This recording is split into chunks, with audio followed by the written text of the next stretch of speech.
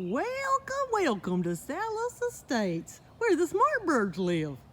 Over here we got a garden that's going to attract plenty of insects for your little bee.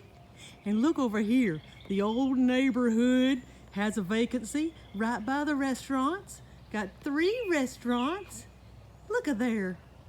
And a little bit of peanut butter suet there in the corner in the 3rd restaurant.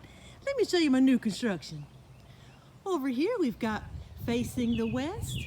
We got a cottage. It's for a bigger bird. Look at that big old hole. And over here, with its back to the beach house, we have our beach house for the little birds facing the east. Look at that adorable, adorable dwelling. And our last vacancy is the bungalow. It's hard to find. It's so hard to find because it's hidden in the trees. Bungalow, where are you? We will, oh, there you are. Hey there, how are you? So why don't you bring your little birdie friends and move in? We got space for